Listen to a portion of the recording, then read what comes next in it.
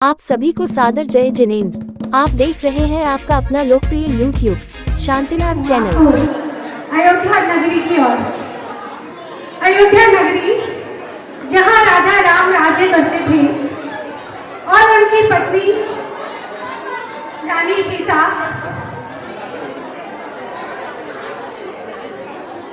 सीता का चरित्र नारी जगत का सर्वोत्कृष्ट चरित्र है।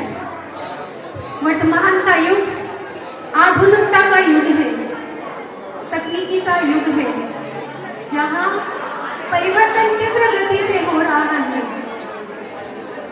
परिवर्तन के इस दौर में नैतिकता का तीव्र गति से ह्रास हो रहा है।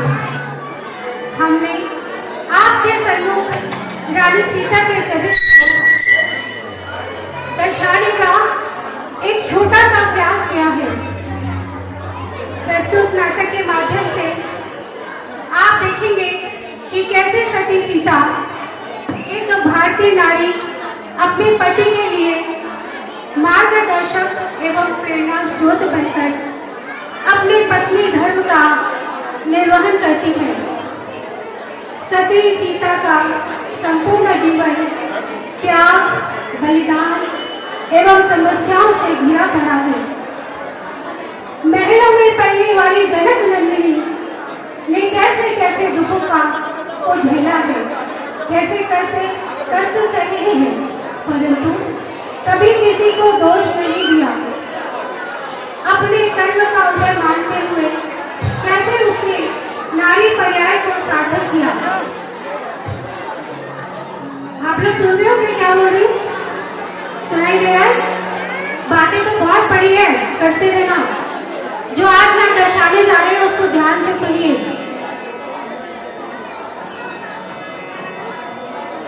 नारी सीता नारी पर्याय को सार्थक किया।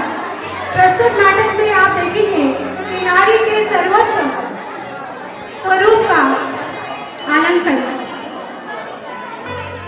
प्रस्तुत है सीता जी की अग्नि परीक्षा, जो कि पद्म पुराण से ली गई है, जैन रामायण पर आधारित है और आचार्य 108 विद्यासागर जी महाराज की परम शिष्या आदर्शमती माता जी के संग में आरिका श्री अंतर्मती माता जी द्वारा यह लिखित है। और इतना ही नहीं, 108 प्रणम्य सागर जी महाराज की प्रेरणा से और उनके आशीर्वाद से ये नाटक आपके सामने प्रस्तुत करने जा रही हूँ। कुछ त्रुटि रह जाए तो क्षमा कीजिएगा कि ये जैन रामायण है, इसमें जो सनातन रामायण है उससे कुछ फर्क है, थोड़ा सा फर्क है। तो आचार्य श्री ने मुनि श्री ने मुझे आशीर्वाद दिया है और उन्हीं की प्रेरणा से मैं ये हिम्मत जुटा पाई हूँ और आपके सम्मुख ये प्रस्तुत है सीता जी की अग्नि परीक्षा। तो चलिए शुरू करते हैं सीता जी की अग्नि परीक्षा।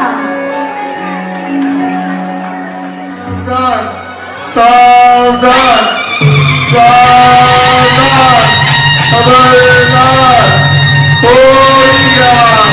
अयोध्या के सम्राट रघुकुल तिलक दशरथ पुत्र श्री राम पधार रहे हैं।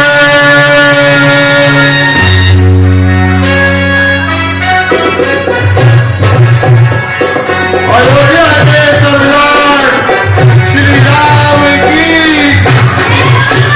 रघुकुल तिलक के राजा राम की, अयोध्या के सम्राट राजा राम की, रघुकुल तिलक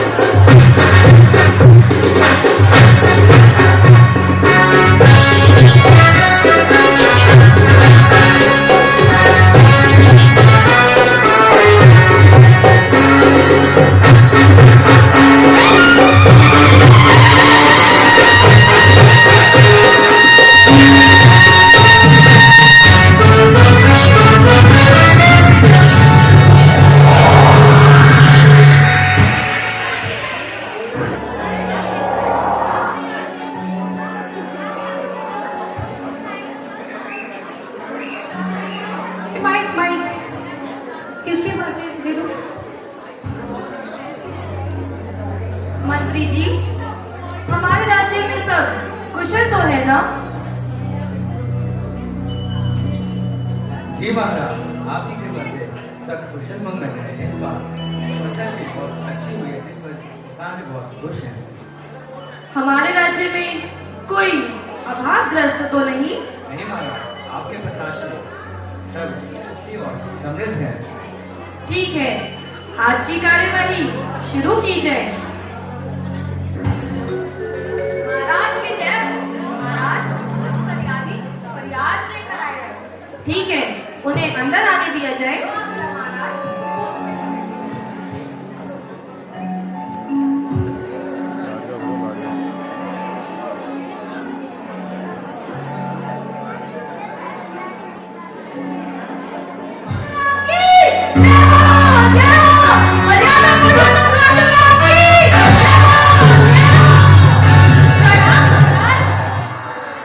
प्रणाम। कहो प्रजाजन, क्या समस्या है? मैं तुम्हारे पिता तुल्य हूँ। जो भी बात हो निसंकोच कह दो। महाराज की जय हो। महाराज पहले आप हमें वचन दीजिए। पहले आप हमें अभ्यदान का वचन दीजिए महाराज। हाँ हाँ महाराज, पहले हमें अभयदान का वचन दीजिए। आप लोगों को शर्म नहीं आती? सम्राट से वचन मांगते हैं।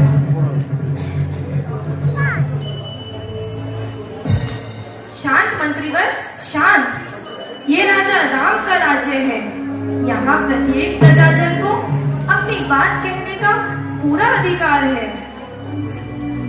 अपराध क्षमा हो स्वामी, पर हम अपनी बात हम एकांत में ही कर पाएंगे। हम पर कृपा प्रदान करें, हमें एकांत प्रदान करें महाराज। ठीक है, आज की कार्यवाही यही समाप्त होती है। आप सभी जा सकते हैं। महाराज हमें अभयदान दे।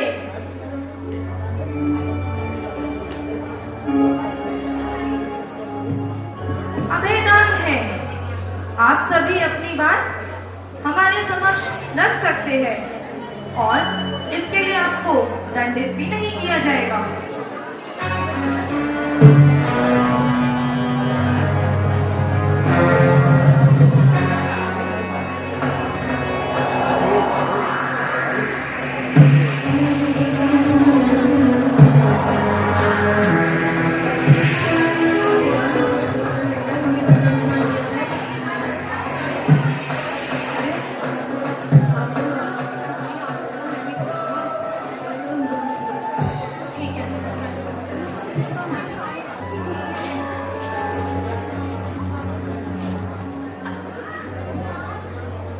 महाराज राज्य में विचार फैल रहा है कि आप रानी सीता के मोह में ग्रसित हैं।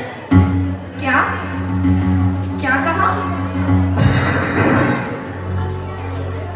ऐसा कहने का क्या कारण है? महाराज, अयोध्या वासियों का कहना है कि आप रानी सीता के मोह में ग्रसित हैं। ओह, ये मैं क्या सुन रहा हूँ? हाँ महाराज, पूरा राज्य आपके शासन को दूषित शासन कह रहा है महाराज। ऐसा कहने का कारण बता पाएंगे? महाराज राज्य में व्यभिचार फैल रहा है। बलवान पुरुष निर्बल स्त्रियों का अपहरण कर रहे हैं और अपहरण के पश्चात स्त्रियां पूर्ण रूप से अपने पति के पास वापस आ रही हैं। और अगर उनसे पूछो तो वो आपको उदाहरण देते हैं महाराज कि अगर जो न्याय के सिंहासन पर बैठे हैं अयोध्यापति, वो रानी सीता को लंकेश के यहाँ से लौटी अपने राज्य में रख सकते हैं, तो आपको क्या आपत्ति है? वरना पराये घर से आई हुई स्त्री को सज्जन पुरुष दूसरे ही त्याग देते हैं।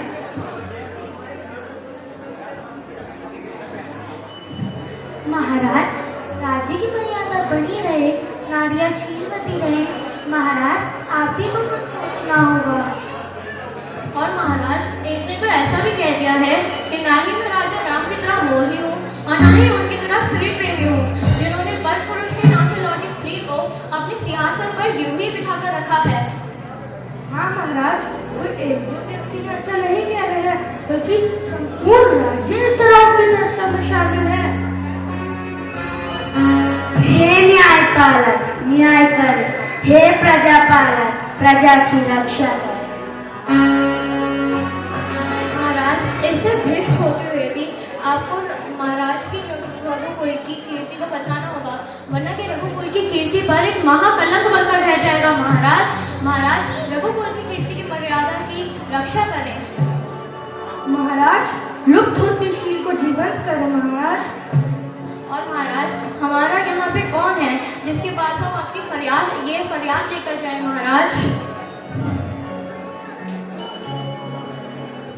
ठीक है, आप सभी की फरियाद पर ध्यान दिया जाएगा।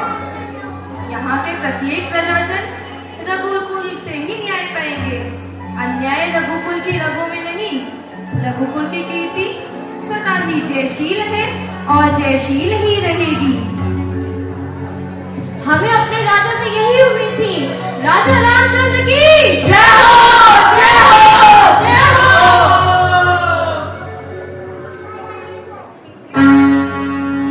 पीछे बहुत लोग खड़े हैं और नाटक थोड़ा बड़ा है, तो आपसे हाथ जोड़कर विनती है कि आप लोग ऊपर जाकर बैठ सकते हैं। अच्छे है, व्यवस्था अच्छी है, आप लोग बैठ सकते हैं ऊपर जाकर कुर्सी पर। अब आप देखेंगे कि रानी सीता अपने कक्ष में बैठी है। सीता भजती सीता, सीता भजती सीता, गंगा जमुना में जब तक ये पानी लगी, सती सीता की अमर कहानी है, कहानी है। सीता भजती सीता, सीता भजती सीता।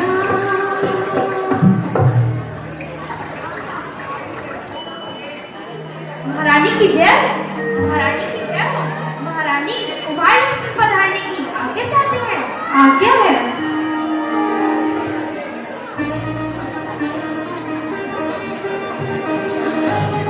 प्रणाम भाभी।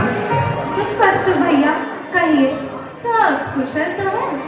जी भाभी, जो सबका कुशल चाहते हैं उन्हें छोड़कर आज सब कुछ कुशल है। मतलब हमारे राजा राम जो सबकी कुशलता का ध्यान रखते हैं, आज उन्हें छोड़कर सब कुछ ही कुशल है। हमारे महाराज की कुशलता को किसका अभिशाप लग गया है देवर जी? पता नहीं भाभी, पिछले कई दिनों से वो काफी चिंतित और परेशान दिखाई पड़ रहे हैं, तो मैंने सोचा मैं आपसे आकर उनकी परेशानी का कारण पूछ लूं। हाँ भैया, एक दो दिन से मैं भी उन्हें चिंतित देख रही हूँ, तो सोचा आपको ही बुलाकर पूछ लूं, परंतु आपने ही मुझसे पूछ लिया। तो क्या आपको भी उनकी चिंता का कारण नहीं पता भाभी? जब आपको ही नहीं मालूम तो मुझे कैसे मालूम होगा भैया? क्यों मजाक करती हैं भाभी? कहाँ आप और कहाँ मैं? आप तो उनके हृदय की स्वामिनी हैं और मैं। यह सब वनवास की बीती बातें हैं। अब हम राजमहल में आ गए हैं। क्या राजमहल में आने से रिश्ते बदल जाते हैं? क्या स्थान परिवर्तन से हृदय परिवर्तन हो जाता है? भैया, वनवास में भी राजा नहीं थे, अपने सुख दुख की बातें कर लिया करते थे, परंतु अब वह राजा बन गए हैं। और एक कुशल राजा वही होता है जो अपने राज्य की गोपनीय बातें गुप्तचर के श्रेष्ठ किसी से ना कहे। तो क्या रानी से श्रेष्ठ एक गुप्तचर है? राजकाज की गोपनीय बातों में गुप्तचर ही श्रेष्ठ होता है देवर जी। अर्थात राजा बनने से एक पति का अपनी पत्नी के ऊपर से विश्वास खत्म हो जाता है। एक गुप्तचर विश्वसनीय और रानी अविश्वसनीय। इसमें उम्र होने की क्या बात है? एक राजा अपने राज्य के शेष संचालक हेतु कई नीति अपनाता है। हमें उनका सहयोगी होना चाहिए, विरोधी नहीं। क्या हमें उनसे उनकी चिंता का कारण भी नहीं पूछना चाहिए? पूछना चाहिए, अवश्य पूछना चाहिए, किंतु महारानी की जय हो। महारानी, महाराजा राम पधार रहे हैं।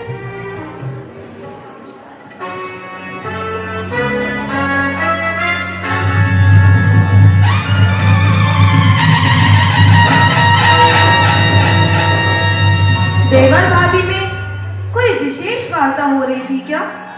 जब महाराज पराया जैसा व्यवहार करने लगे तो देवर भाभी में वार्ता होनी तो अनिवार्य ही है ना महाराज।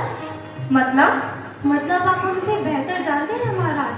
पिछले 3 दिनों से मैं आपकी मुख मुद्रा देख रही हूँ, परंतु आपने मुझसे कुछ नहीं कहा कि आप चिंतित क्यों हैं। ये आप कैसी बातें कर रही है? वही बातें भैया जो करनी चाहिए। हमें लगता है कि हम दोनों ने आपकी विश्वसनीयता खो दी है। क्या आपको ज्ञात है, अभी मैं आप ही के पास बैठकर आ रहा हूँ। कब? किधर? मंत्रणा कक्ष में भैया, वो भी पूरे 1 घंटे तक। मैंने आपको कितना पुकारा, पर आपने तो मुझे देख के भी अनदेखा कर दिया। भैया, इतना पीड़ित तो मैंने आपको वनवास काल के समय में भी नहीं देखा। आखिर ऐसी क्या परेशानी है जो आप मुझे नहीं बता पा रहे हैं?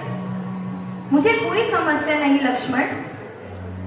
ये बात आप सारे जग से कह सकते हैं भैया, परंतु अपने प्राणों से प्रिय लक्ष्मण को नहीं। लक्ष्मण भैया, आप यदि अपने परेशानी की बात मुझे नहीं बता पा रहे हैं तो ना बताएं, परंतु भाभी को तो बता दें। तुम ऐसी बातें कर क्यों परायापन साध रहे हो लक्ष्मण? परायापन मैं नहीं भैया, आप साध रहे हैं। अच्छा भाभी, अब मैं चलता हूँ, मुझे आज्ञा दीजिए। मैंने अवश्य ही कोई भूल की होगी, तभी मैंने भैया की विश्वसनीयता खो दी है। लक्ष्मण। हाँ भैया, कोई ऐसे ही तो बिना किसी भूल के किसी की विश्वसनीयता नहीं खोता। और हो सके तो अपनी परेशानी का कारण भाभी को अवश्य बता दीजिएगा, क्योंकि मैं आपको इतने कष्ट में नहीं देख सकता भैया, नहीं देख सकता, नहीं देख सकता।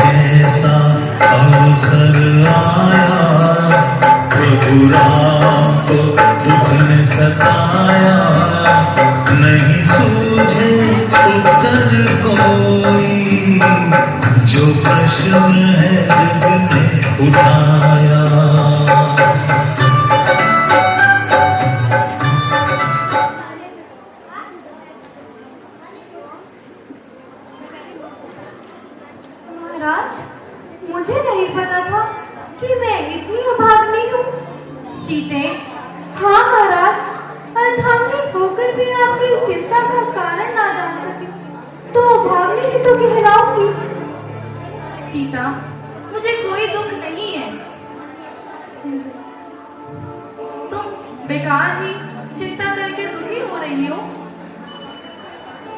महाराज, आप अपनी चिंता का कारण हमें बताएं। मुझे कोई चिंता नहीं है सीते। महाराज,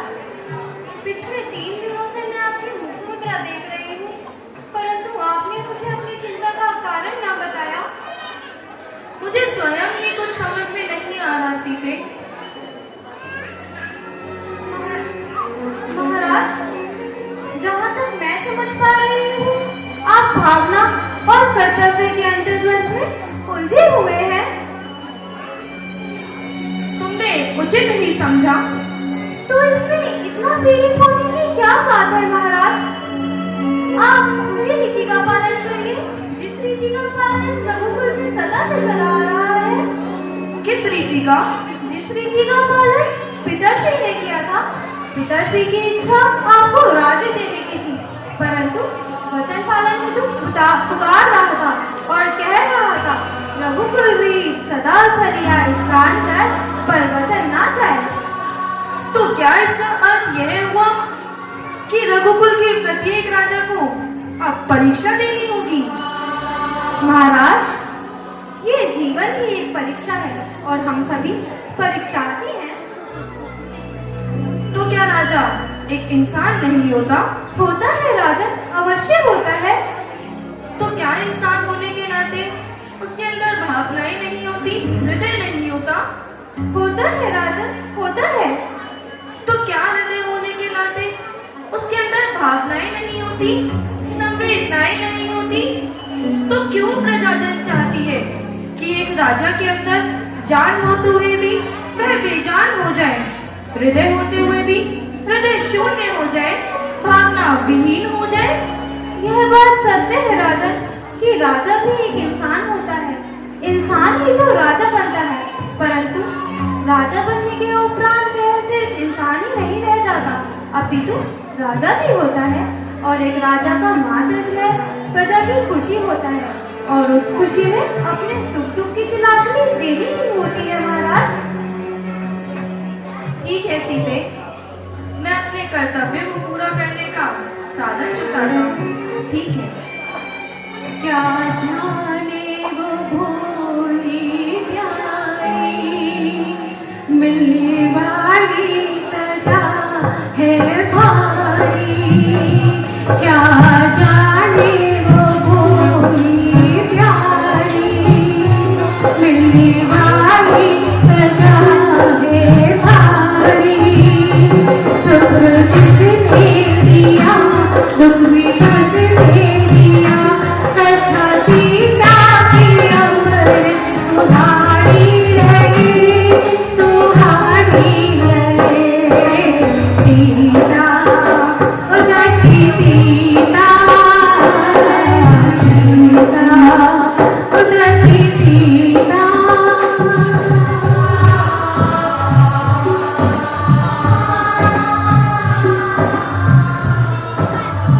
पत्नी मात्र पत्नी ही नहीं होती, अपितु एक मार्गदर्शक भी होती है। पति को सुख के सागर में ही निमग्न नहीं करती, वरन कर्तव्य के उच्च शिखर पर भी स्थापित करती है। महारानी सीता ने भी वही किया, परंतु यह नहीं मालूम था कि कर्तव्य के शिखर के तले उसकी ही भावनाएं दम तोड़ देंगी, उनकी ही भावनाएं दम तोड़ देंगी। हाँ, रानी सीता से राम ने जो वार्ता की, उससे जो निर्णय लिया, वो निर्णय अत्यंत कठोर और निर्मम था, और इसलिए उन्होंने लक्ष्मण को मंत्रणा कक्ष में आने का निमंत्रण दिया। तो चलिए देखते हैं राम को कठोर और निर्मम आज्ञा को सुनकर लक्ष्मण का उग्र रूप। तो चलिए।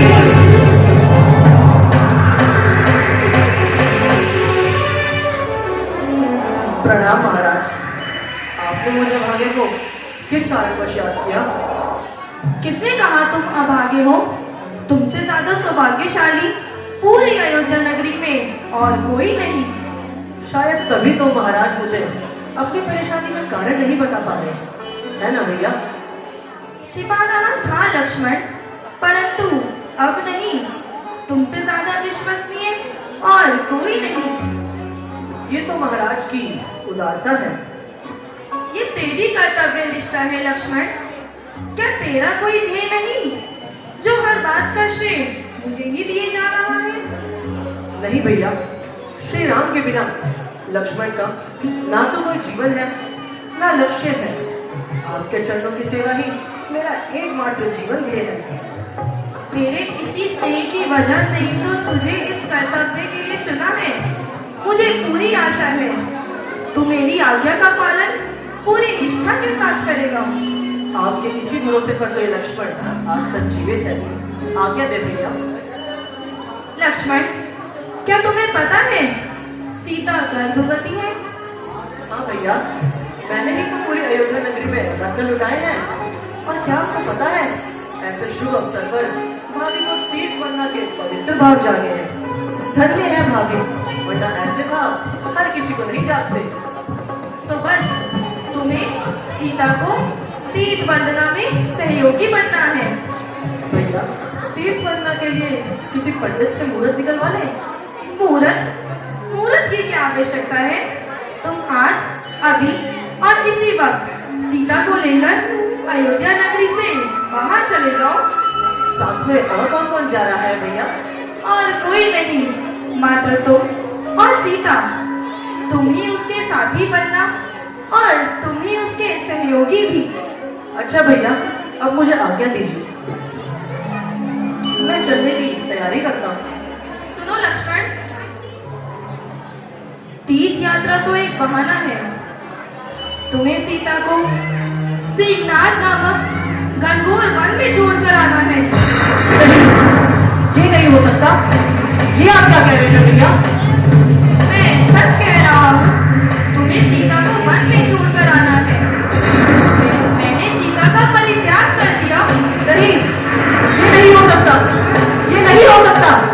श्री राम रानी सीता का परित्याग नहीं कर सकते। ये अवकाश क्या तो ये मिथ्या है। हे धरती माँ, क्या तो ये सब झूठ है। हे पृथ्वी, हे वन, हे पहाड़, हे पशु, हे पक्षियों, क्या तो ये सब मिथ्या है। श्री राम और सीता का परित्याग नहीं कर सकते। लक्ष्मण, मैंने सीता का परित्याग कर दिया। मेरा उससे अब कोई संबंध नहीं। धैर्य मत खो लक्ष्मण। भैया, इस परित्याग का कारण आप बता सकेंगे? लोक अपवाद। लोक अपवाद? कैसा लोक अपवाद भैया? सीता का रावण के यहाँ प्रवास पूरी अयोध्या नगरी में चर्चा का विषय बना हुआ है कि रावण के से आई सीता को मैंने अपने घर में रख लिया। पूरे राज्य में व्यभिचार फैला हुआ है लक्ष्मण। भैया, जिसने भी मेरी निष्कलंक भाभी पर यह कलंक लगाया है, मैं उसके प्राण ले लूंगा। जिसने भी मेरी निर्दोष भाभी पर उंगली उठाई है, मैं उसकी उंगली ही नहीं उजाड़ निकाल दूंगा। राजा का काम प्रजा की रक्षा करना है, उसके प्राण लेना नहीं। तलवार अंदर रखो। अरे वो राजा ही क्या, जो चंद लोगों की बातों में आ जाए। बात चंद लोगों की नहीं, बात रघुकुल की कीर्ति की है। और सीता रघुकुल पर कलंक बन चुकी है। बस भैया, बंद करिए कुवचनों का विलास। जिसने भी मेरी पवित्र भाभी पर ऐसा कलंक लगाया है, धरती माँ की सौगंध, मैं उसका काल करूंगा। मैंने तुमसे तर्क करने को नहीं कहा। यदि तुम्हें हमारी आज्ञा नहीं माननी तो दूर हो जाओ मेरी नजरों से। भैया, इसमें भाभी का क्या दोष है? यदि रावण उनका अपहरण करके ले गया तो? रावण ने तो उनके आगे क्या प्रलोभन दिए। संपूर्ण यश वैभव उनके चरणों में लाकर रख दिया। परंतु भाभी ने तो अपने शील के सामने उसे एक तिनके के समान समझा। उनके तप और इस त्याग का ये फल, उनका परित्याग। हाँ लक्ष्मण, तुम अभी मेरी नजरों से दूर हो जाओ यदि तुम्हें सीता को लेकर अयोध्या नगरी से बाहर नहीं जाना तो। भैया, मैं तुम्हारा भैया नहीं, अपितु राजा राम हूँ। राजा अब बुलाते हैं सेनापति को। क्यों? क्योंकि लक्ष्मण ने मना कर दिया कि मेरे प्राणों से भी प्यारी भाभी को मैं तो छोड़ने नहीं जा सकता। तो कृतांग वक्त आता है। प्रणाम महाराज। प्रणाम सेनापति। सेनापति, आपको आज्ञा दी जाती है कि आप महारानी सीता को सीतनाथ वन में अकेले ही छोड़कर आए, और हाँ, किसी सगे संबंधी के घर पर छोड़कर आना। यदि बीच में कहीं तीर्थ वंदना दिखे तो दर्शन करा देना, परंतु हाँ, याद रखना, जब आओ तो अकेले ही लौट कर आना। महाराज, ये आप क्या कह रहे हैं? सेनापति जी, आपका काम तर्क करना तो नहीं, आपको आज्ञा दी जाती है, और यदि आपने आज्ञा का पालन नहीं किया तो आपको दंडित किया जाएगा। जो आज्ञा महाराज।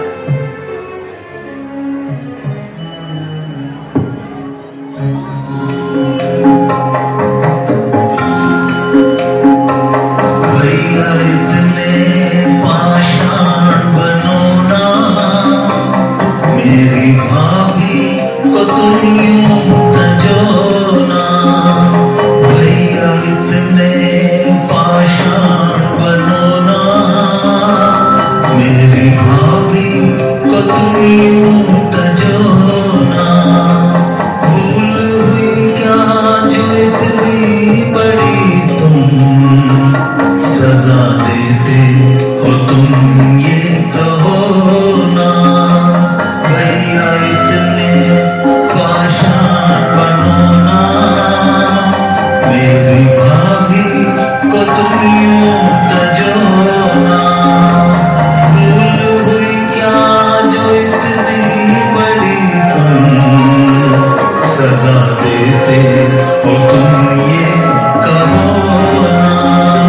भैया इतने पाषाण बनो ना, मेरी भाभी को तुम यूं तजो ना।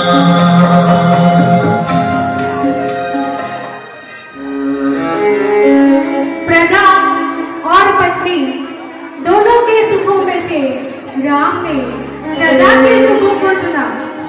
उनके इसी चुनाव ने उन्हें मर्यादा पुरुषोत्तम राजा राम के नाम से सिंहासन पर आरूढ़ कर दिया। और उधर इन सभी बातों से अनभिज्ञ सीता जी का गर्व उत्सव महल में मनाया जा रहा है, और मनाए भी क्यों ना। उनके गर्भ में अयोध्या का उत्तराधिकारी जो पल रहा था, तो आइए सीता का गर्व उत्सव मनाने चलते हैं, आप और हम सभी अयोध्या नगरी राजा राम के महल में।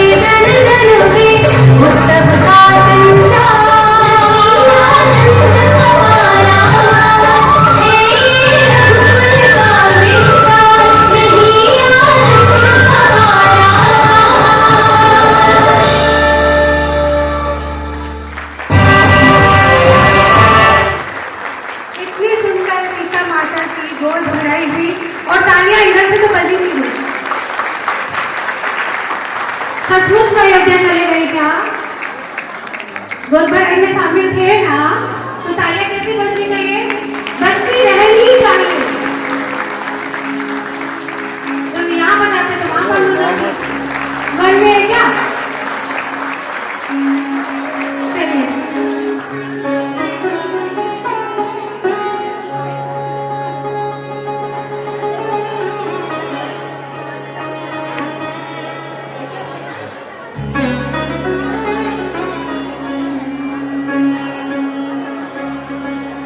की राशि वीणा जैन डबरिया जी के यहाँ से प्राप्त हुई है। 500 की राशि राहुल जी के यहाँ से प्राप्त हुई है। 500 की राशि पंकज जी के यहाँ से प्राप्त हुई है। उन सभी का बहुत बहुत धन्यवाद। एक बार तालियां आप ही बजा दीजिए।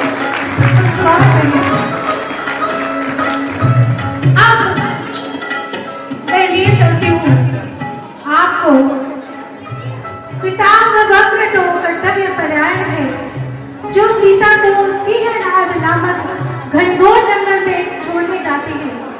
रानी सीता को तो यही ज्ञात है कि वो तीर्थ यात्रा करने के लिए जा रही है। कहाँ जा रही है? सीता को पता ही नहीं वो कहाँ जा रही है। राम की आज्ञा से उसे तो यही पता है कि वो तीर्थ यात्रा के लिए जा रही है, पर सेनापति कृतांगवक्र अत्यंत दुखी है। उनका हृदय चित्कार कर रहा है, परंतु फिर भी वो राजा की आज्ञा से मजबूर है। देखेंगे अगले दृश्य में सीता का वनवास।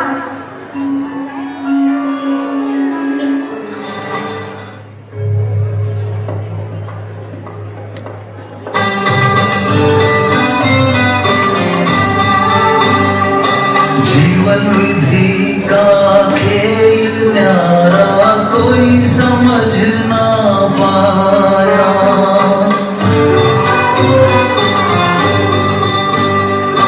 जीवन विधि का खेल न्यारा कोई समझ ना पाया। तीरथ बहाने सिया को पन्ने प्रभु ने भिजवाया। जीवन विधि का खेल न्यारा कोई समझ ना पाया।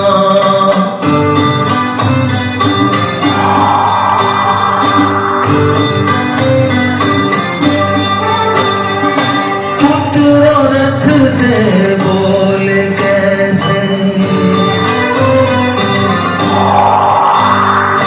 पुत्र रथ से बोले कैसे। सेनापति चुपचाप खड़ा, सेनापति चुपचाप।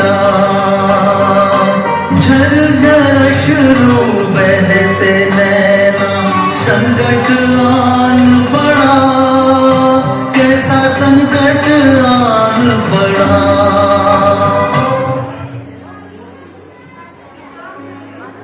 कृतांगवक्र असमंजस में है। रथ की ओर बढ़ती सीता, रथ से उतर गई सीता, और कृतांगवक्र तो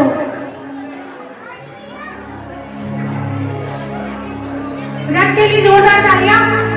अपने आप चल रहा है देखिए, और इसको बनाया है अमित जी ने, बहुत मेहनत की उन्होंने। उनके लिए भी जोरदार तालियां होनी चाहिए।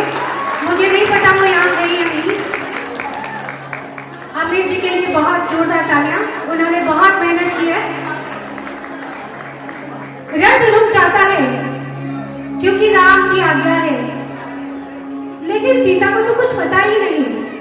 वो तो सोच रही है आखिर रथ क्यों रुक गया। तो देखिए क्या कहती है सीता। अश्व थक गए क्या सेनापति? नहीं तो रथ बिगड़ गया क्या? नहीं महारानी। तो फिर इस घनघोर जंगल में रथ रुकने का कारण क्या है? ओह, ये कैसी गर्जना है? मेरा जी वैसे घबरा रहा है। शीघ्र ही सटवी से बाहर ले चलो। मैं रथ में बैठी हूँ, तुम शीघ्र ही आ जाना। देवी आप रथ के समीप मत जाइए। क्यों? तुम्हें इस घनघोर जंगल में कौन सी शरण दिख रही है? कहीं कोई जिनाने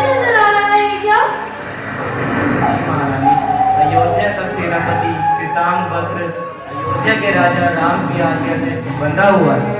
कैसे राज आज्ञा? राजा ने तो मुझे तीर्थ बनना के लिए भेजा था। तीर्थ बनना तो एक बहाना है महारानी।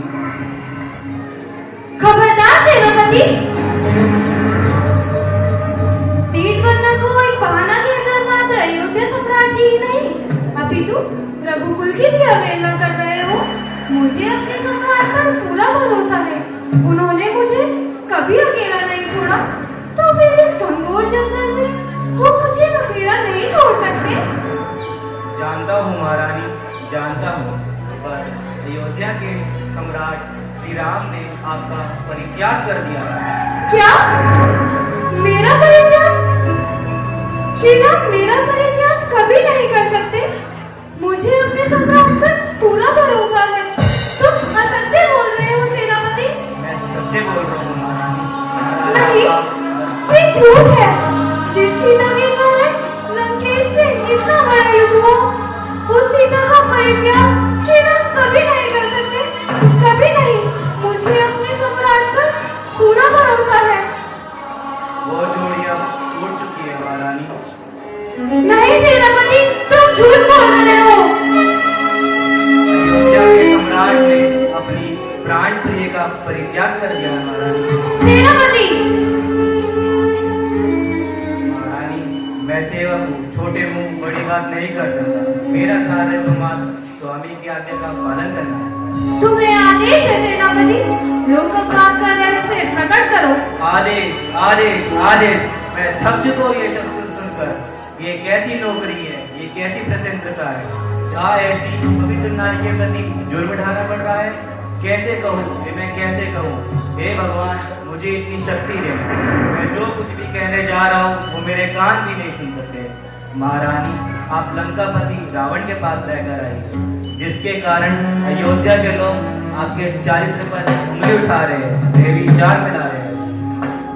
बस सेनापति, मैं सब समझ चुकी हूँ, परंतु महाराज मुझसे तो पूछ लेते, क्यों मुझे लंकेश के यहाँ से वापस लाए, क्यों मुझे अयोध्या में प्रवेश कराया?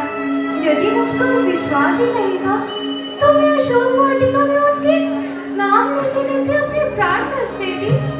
हे भगवान, मैं ये क्या सुन रही हूँ? जिन अयोध्या वासियों को अपनी संतान की भांति पाला, उन्होंने ही मुझ पे उंगली उठा दी, और महाराज भी उनकी बातों में आ गए।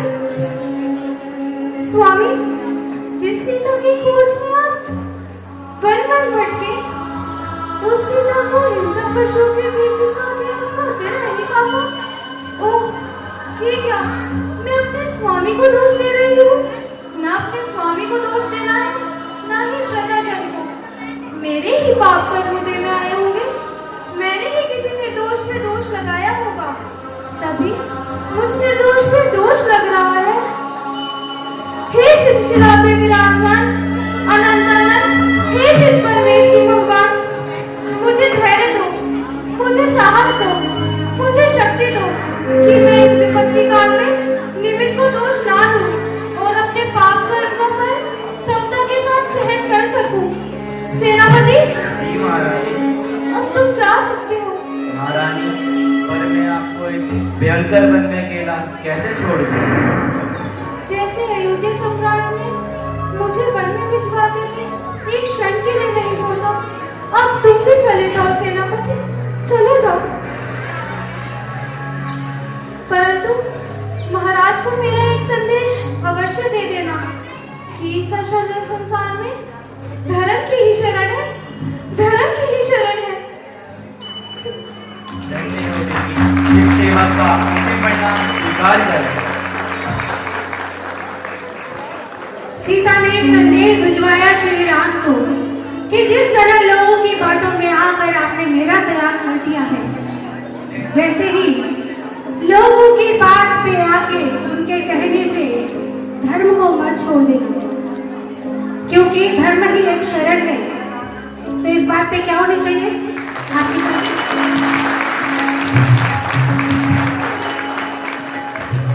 आप और हम सबको पता है, जो साथ जाएगा वो धर्म ही जाएगा, कर्म ही जाएगा। तो सीता ने मात्र एक संदेश के साथ सेनापति को वहां से रवाना कर दिया, परंतु घनघोर जंगल, सीता रानी अकेली जंगल में बैठी है। एक दुखियारी रानी सीता झरझर नीर बहाए,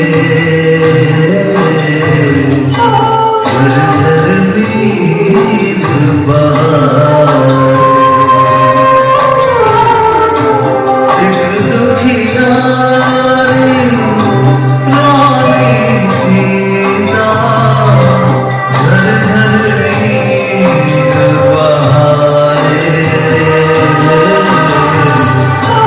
झरझर नीर बहाए।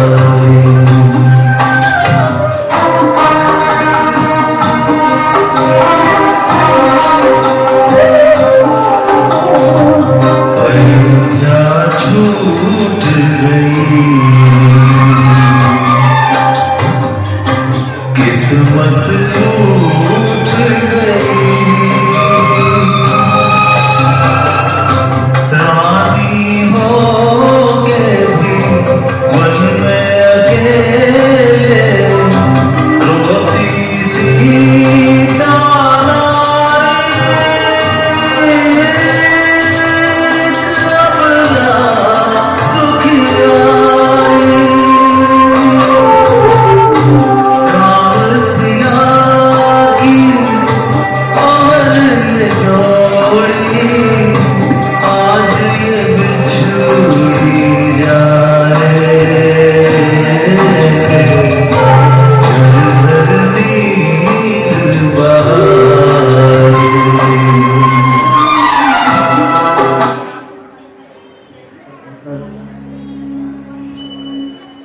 देवी, तुम कौन हो? किस लिए इस निर्जन वन में कष्ट पा रही हो? पथिक, तुम कौन हो? क्यों मेरे पास आए हो?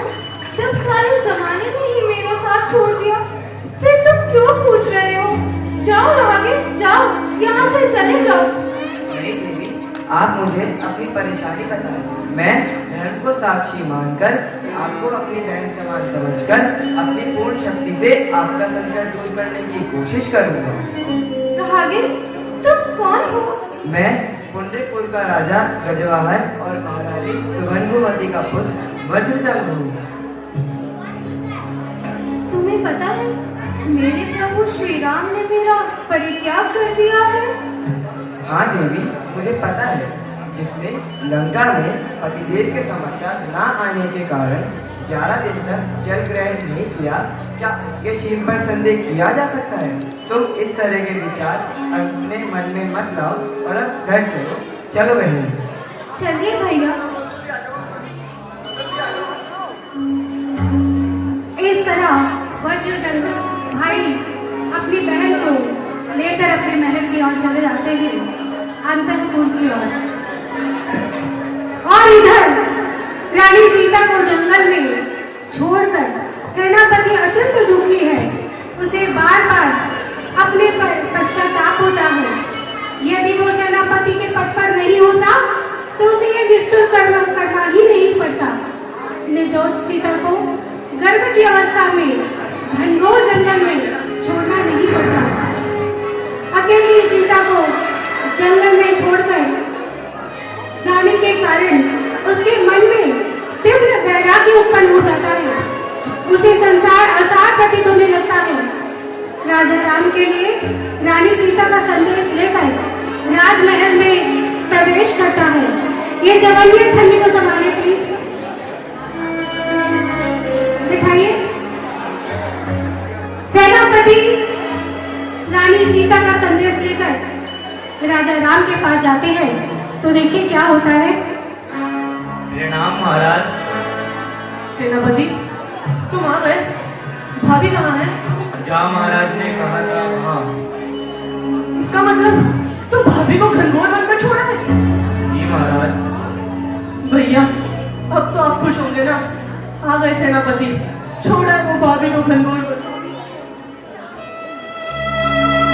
सेनापति, तुमने हमारी आज्ञा का पालन किया। लो पुरस्कार ग्रहण करो। नहीं महाराज, अगर मैं पुरस्कार ग्रहण करता हूँ तो मुझसे भी इस संसार में कोई नहीं। महाराज की आज्ञा पालना धर्म है, परंतु इस धर्म ने मुझसे आज अधर्म करवा दिया। महारानी, अधर्म करवा दिया। मैं ये पुरस्कार ग्रहण नहीं कर सकता, नहीं कर सकता। महारानी सीता ने आपके लिए एक संदेश भेजा था। क्या हमारे लिए संदेश भेजा है? क्या संदेश है सेनापति? महारानी ने कहा है, जैसे महाराज ने लोगों के कहने पर उन्हें छोड़ दिया, वैसे ही लोगों के कहने पर धर्म को ना छोड़ दे। सही है भाभी, जिस इंसान ने उन पर इतने जुल्म ढाए, इतने कठोर हृदय से उनका त्याग कर दिया, भाभी ने उनके भी भले की कामना करके अपने सतीत्व को और उज्जवल कर लिया। भाभी, आपके चरणों में मेरा कोटि कोटि प्रणाम। भाभी,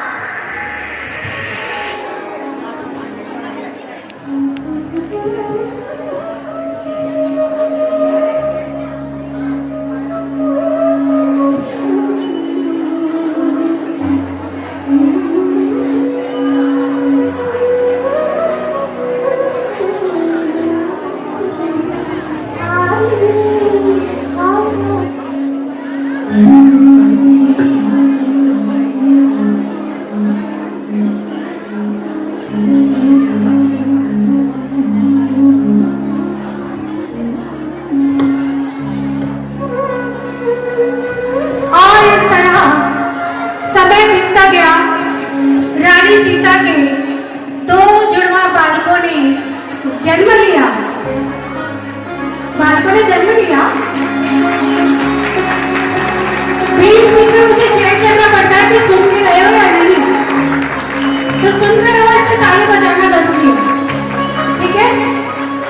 समय बीता गया और रानी सीता ने एक नहीं बल्कि दो जुड़वा बच्चों को जन्म दिया और उनका नाम रखा गया लव और कुश।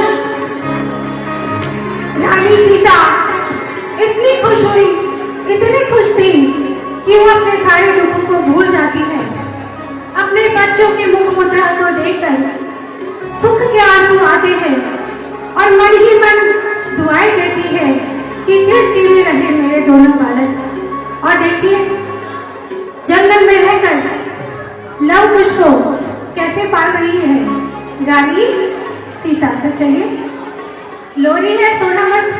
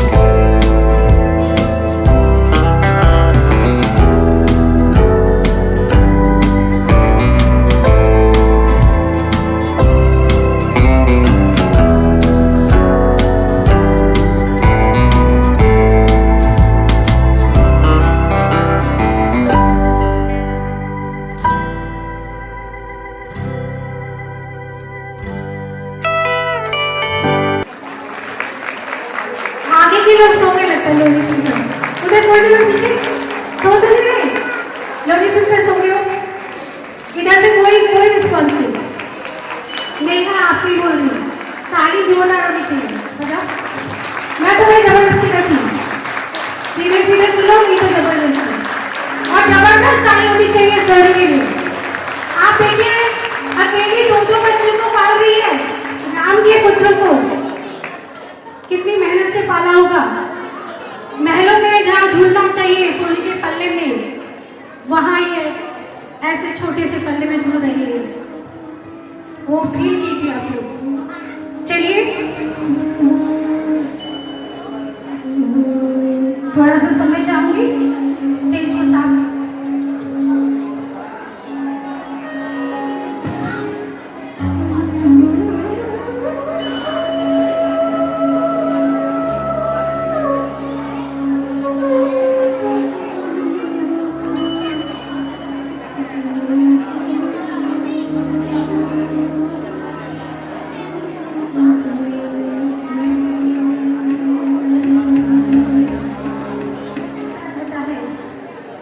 और वो लव कुश को गुरु सिद्धार्थ के यहाँ समर्पित कर देती है।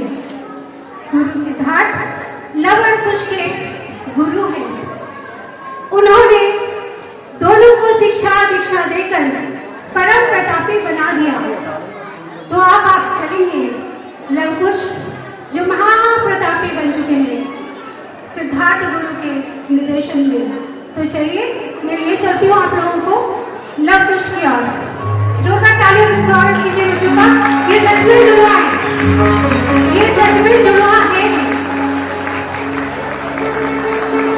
भैया दिग्विजय तो समाप्त हो गई है, किंतु दाहिनी पूजा का अरमान अभी पूरा नहीं हुआ। शायद अभी दुश्मन बाकी है। आभास तो कुछ ऐसा ही होता है लव। वो देखो, वो कौन आ रहे हैं? नारायण नारायण नारायण नारायण नारायण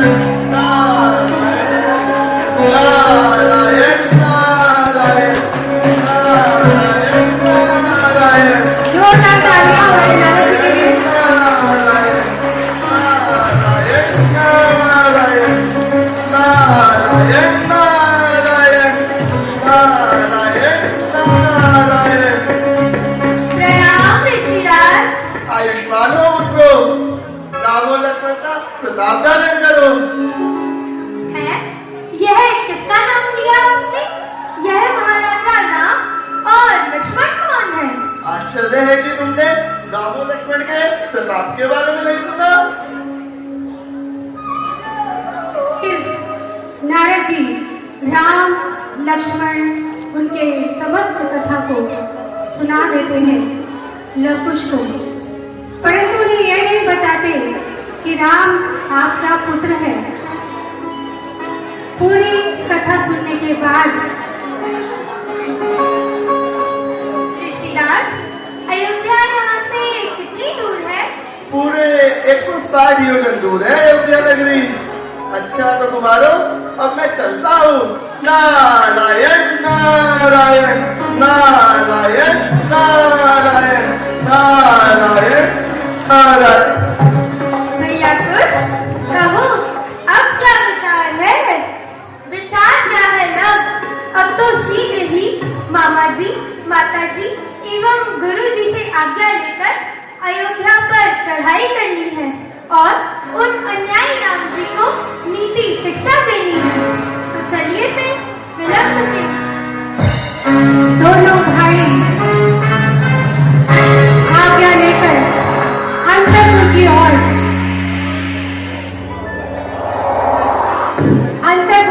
आ जाते हैं, जहां पर सीता वज्रजन और सिद्धार्थ गुरु विराजमान हैं। प्रणाम माता जी, प्रणाम मामा जी, प्रणाम गुरु जी। आयुष्मान भव पुत्र। मामा जी आज हमें नारद ऋषि मिले थे। उन्होंने महाराजा श्री रामचंद्र जी का पूरा वृत्तांत सुनाया। उन्होंने बताया कि वे बड़े वीर हैं। मामा जी हम जानना चाहते हैं कि वे किस प्रकार के वीर हैं जिन्होंने निरपराध महारानी सीता को घर से ही निकाल दिया। ये सुनकर रानी सीता को की आंखें भर आती हैं और फिर देखकर कुछ पूछने लगते हैं। माताश्री, क्या हुआ माताश्री? आप उदास क्यों हो गई? क्या हमारी बातों से आपके हृदय को कोई ठेस पहुंची है? कुछ नहीं पुत्रों, बस तुम्हारे पिताश्री की याद आ गई। माताश्री, क्या सिद्धार्थ महाराज हमारे पिता नहीं है? है ना पुत्र, वो तुम्हारे शिक्षादाता पिता है, परंतु तुम्हारे जन्मदाता पिता श्री राम है और वह भाग्य माता सीता मैं ही हूँ पुत्रों, मैं ही हूँ। भयानक सीनाथ में मेरा उद्धार करके मुझे बहन बनाने वाले वह तुम्हारे मामा है और तुम्हें शिक्षा देके परम प्रताप भी बनाने वाले वह तुम्हारे विद्या गुरु है। तो फिर तो माताश्री हम अयोध्या पर अवश्य चढ़ाई करेंगे और अपने पिताश्री से उनके अन्याय का बदला अवश्य लेंगे माताश्री, अवश्य लेंगे। नहीं पुत्रों, पिता से युद्ध करना क्या पुत्रों का धर्म है? पिता तो वंदनीय होते हैं, पिता के चरणों में शीश झुकाना चाहिए। नहीं माताश्री, यह हमसे नहीं होगा। क्या महाराजा रामचंद्र के पुत्र दीनता पूर्वक भिक्षा मांगकर अपना अधिकार प्राप्त करेंगे? कभी नहीं माताश्री, कभी नहीं। युद्ध होगा और अवश्य होगा, अवश्य होगा। आज्ञा दीजिए माताश्री। जब लव कुश राम से युद्ध करने के लिए पहुंच जाते हैं, माता सीता के अश्रु नहीं थम रहे। ये देखकर गुरु सिद्धार्थ उन्हें समझाते हैं। देवी, क्यों व्यर्थ शोक करती हो? कुछ प्रतापी बालक हैं और उन्हें किसी भी प्रकार की कायरता भी पसंद नहीं। फिर भी अगर किसी भी प्रकार की आशंका हुई, किसी भी अमंगल की, तो हम उसी समय सबको रोक देंगे। भरोसा भाग्य पर रखो, नहीं खतरा कुमारों का, न होगा बाल विवाह का तुम्हारे प्रिय कुमारों का।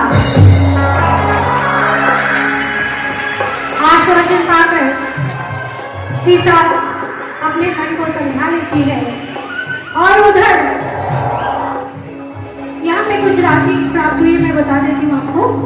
यहाँ पे 1100 की राशि आई है आयुष की तरफ से और अर्जुन जी की तरफ से आई है 1100 की राशि। आयुष गुप्ता जी जो चेरी के दोस्त हैं, उन्होंने 1100 रुपये दिए हैं और अर्जुन जैन जी की तरफ से 1100 रुपये जो प्रबंधक है। चलिए, लव कुश पहुंच जाते हैं राम और लक्ष्मण से युद्ध करने के लिए। देखिए कैसे होता है।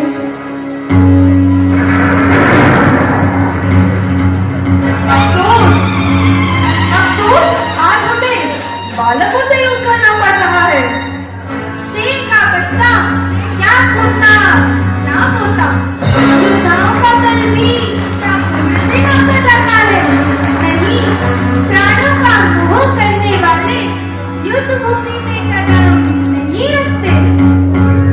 तब तो मालूम होता है आज हमें बाल हत्या का दोष लगने वाला है।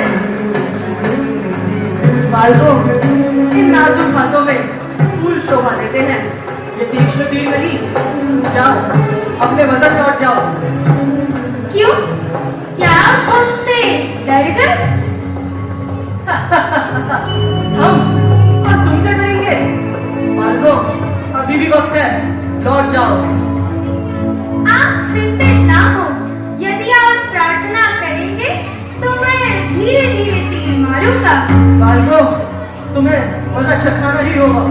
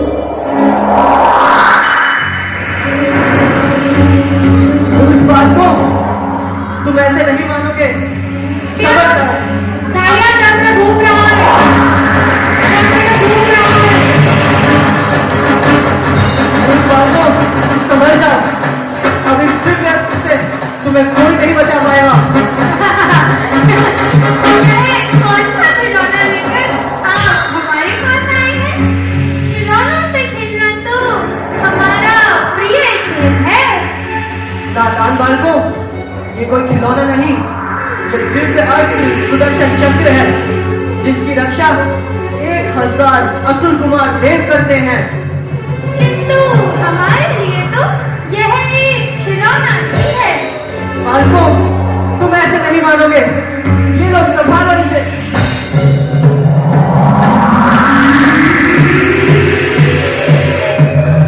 शत्रु बड़ा ही अजय मालूम होता है, किसी भी तरह से वश में ही नहीं आ रहा। 20 बार प्रयोग करने के बाद भी सुदर्शन चक्र भी विफल हो गया। क्या क्या हमारा अंतिम अस्त्र भी कुंठित हो गया? वो देखिए भैया, शत्रु के हाथ में सुदर्शन चक्र। लगता है नारायण और बलभद्र का अवतार तो जैसे अभी अभी हुआ है।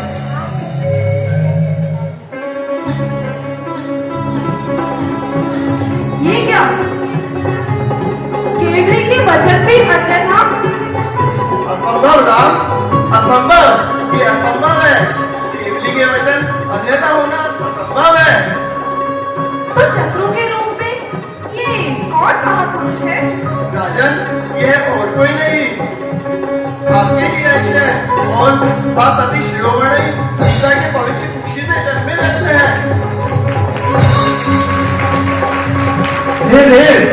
आप ऐसा बिल्कुल ना सोचिए कि आपके अतिरिक्त नारायण बलभद्र और कोई है। इस चक्र का विफल होने का कारण केवल यही है कि यह दिव्य अस्त्र अपने परिवार जनों पर प्रहार नहीं करता। अपने परिवार के लोगों पर प्रहार नहीं करता। बोलो महाराजा रामचंद्र की लक्ष्मण देव की अब क्यों विलंब कर रहे हो? अपने पूज्य पिताजी को प्रणाम कर आशीर्वाद प्राप्त करो। और इसी तरह लवकुश अपने पिता के चरणों में झुक जाते हैं और राम भी उन्हें अपने हृदय से लगा लेते हैं।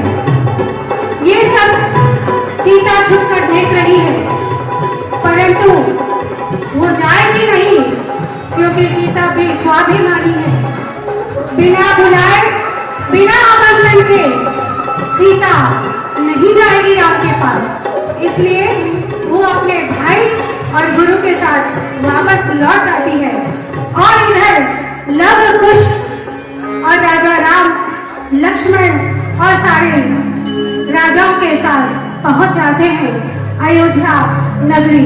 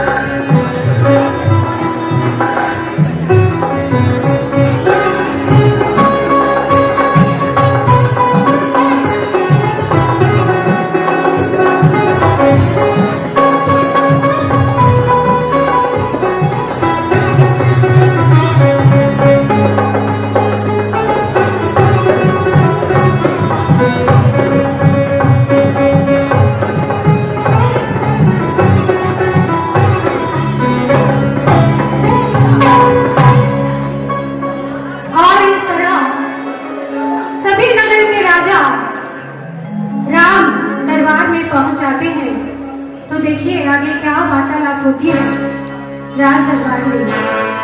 अरे वाह, रविंद्र के संगीतमय दृश्य इतने समय बाद देखने को मिला है। अयोध्या को तो अपना परम सौभाग्य समझना चाहिए। परंतु आज का आनंद फिर भी फीका है। महारानी सीता के बिना इस सिंहासन की क्या शोभा। महाराज, आज दोनों राजकुमारों के आने से ये दरबार दरबार अपूर्व सुशोभित हो रहा है, परंतु क्षमा कीजिएगा, रानी सीता के बिना ये रौनक अभी भी अधूरी है।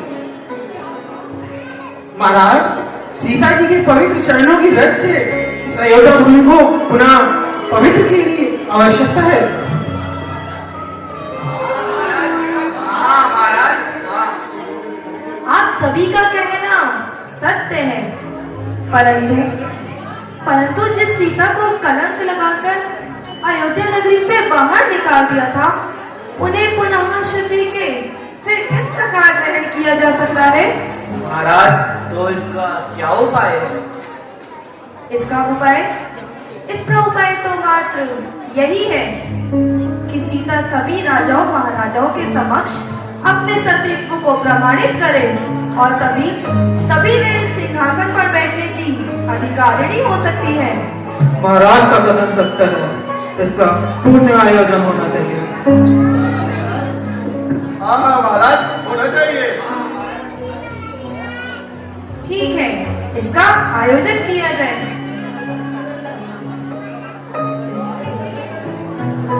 2 मिनट के लिए अभी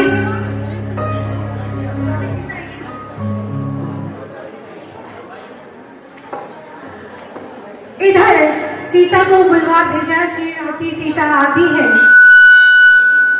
राम दरबार में। सीता का आगमन हो रहा है राम दरबार में।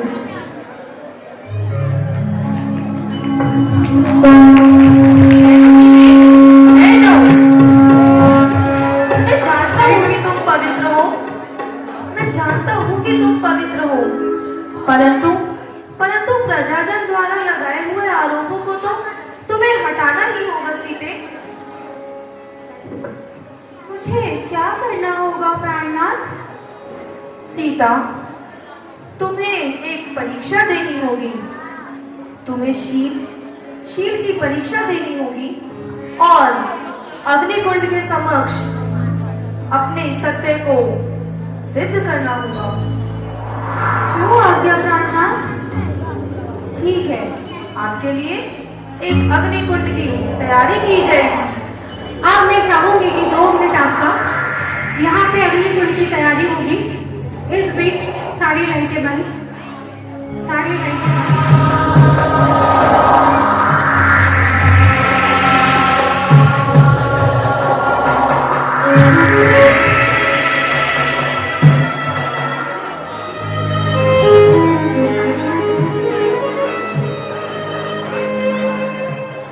मेरे मन भाए तेरी दिव्य छवि, मेरे मन भाए तेरी दिव्य छवि, विकरागी है चलती शांति अपार। मेरे मन भाए तेरी दिव्य छवि, मेरे मन भाए तेरी दिव्य छवि।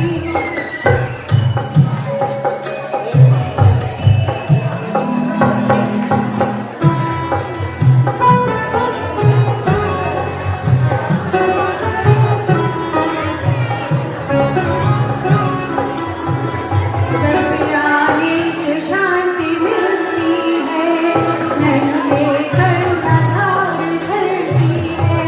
हे प्रभु आपकी निकटता से मुझे मिलती है ज्ञान की दुआर। मेरे मन भाए तेरी दिव्य छवि, हाँ तेरी दिव्य छवि, विकरागी है जल के शांति अपार। मेरे मन भाए तेरी दिव्य छवि, मेरे मन भाए तेरी दिव्य छवि।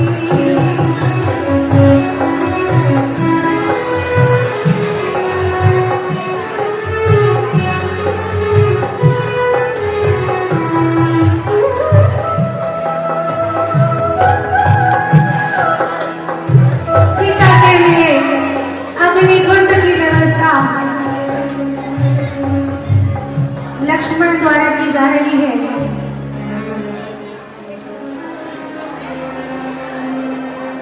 और इधर सीता प्रभु राम की आज्ञा स्वीकार करके मन ही मन सिद्ध प्रभु को याद करती है। हे सिद्ध शिला में विराजमान अनंत सिद्ध प्रभु को मेरा बारंबार बारंबार बारंबार नमोस्तु नमोस्तु नमोस्तु। नमो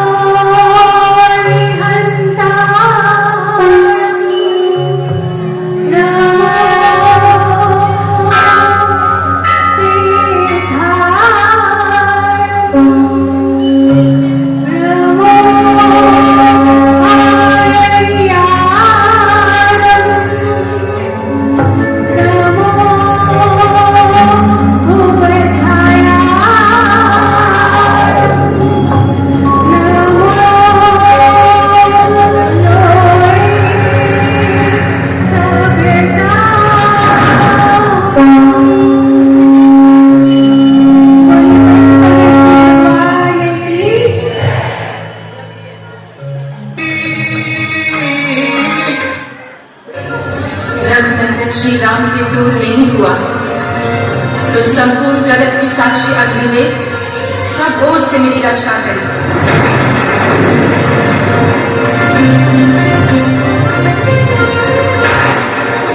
मेरा चरित्र शुद्ध है, फिर भी रघुनंदन श्री राम मुझे दूषित समझते।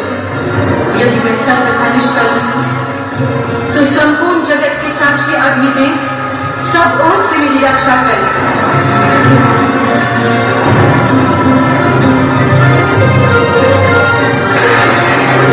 यदि मैंने मन वन और क्रिया से कभी भी रघुनंदन श्री राम का अतिक्रमण न किया तो संपूर्ण जगत के साक्षी अग्निदेव सब ओर से मेरी रक्षा करे।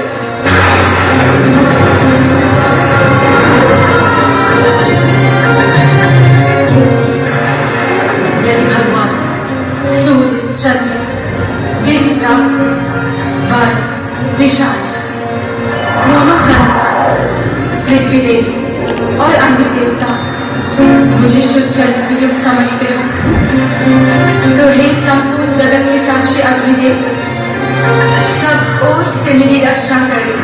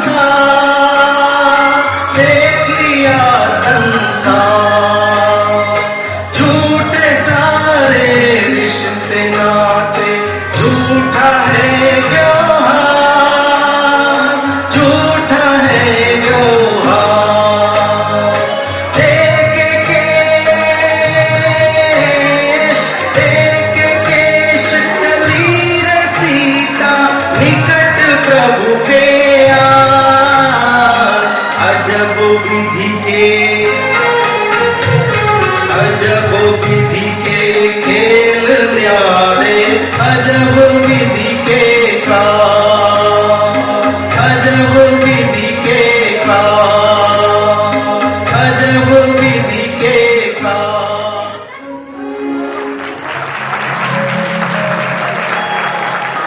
रानी सीता 2 बार राम के कहने से बनवास गई। तीसरी बार बनवास जब गई अपने आप का कल्याण करने हेतु पृथ्वीपति माता जी से आयु का दीक्षा लेती है और अपना आत्म का कल्याण करती है। राम से कहती है कोई नहीं है मेरा यहाँ पर, संसार में कोई नहीं है। देख लिया मैंने, नारी की तो बार बार परीक्षा ली जाती है और वो अपने कल्याण के हेतु चल देती है पृथ्वीपति माता जी की आश्रम की ओर। पीछे से रह जाते हैं लवकुश, राम, लक्ष्मण, सब बिलखते रोते छोड़कर चली जाती है रानी सीता पृथ्वीपति माता जी के आश्रम में। बोलिए सती सीता रानी की। जैन धर्म में 16 सतियां हैं, उनमें से एक सीता रानी भी है। तो आप लोगों को कैसा लगा?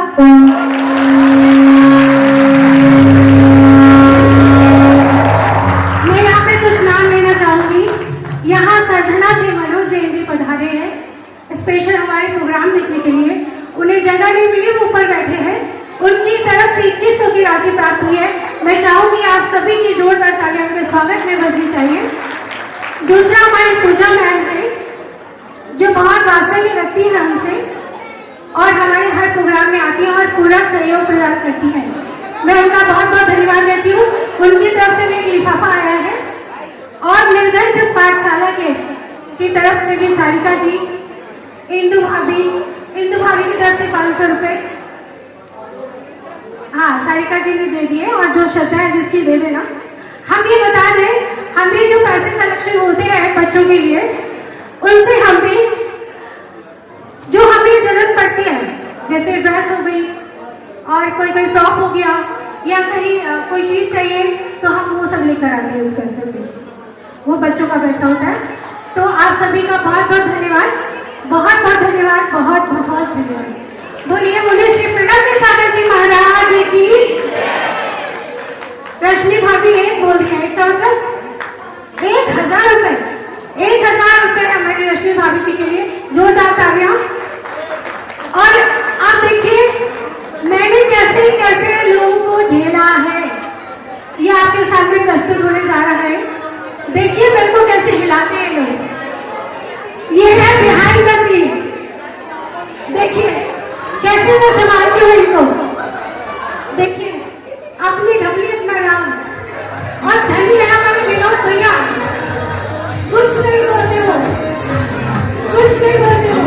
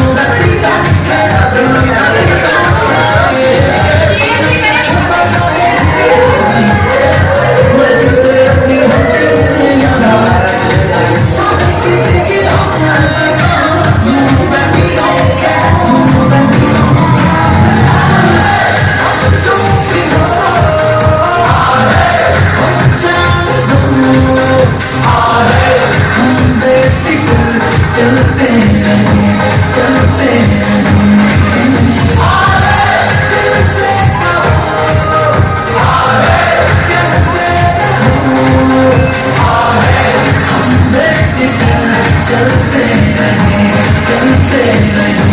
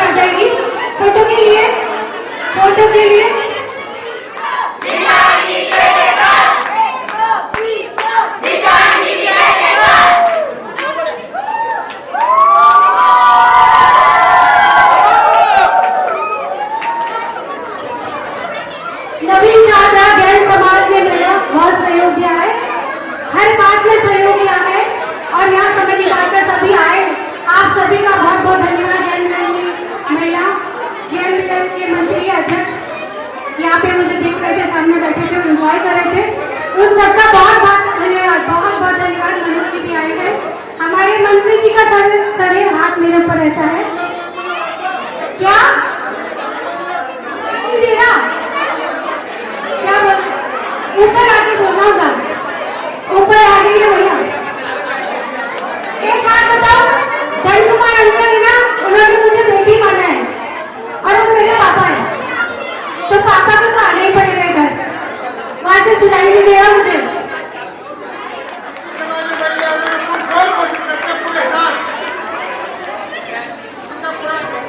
धन्यवाद। मनोज जी कुछ बोलना चाहेंगे? दिशा जी की टीम, पूरा जैन समाज, धन कुमार जी, राकेश जी, नीरज जी, पूरा समाज हमेशा पूरे सबको एक साथ लेकर चल रहे हैं।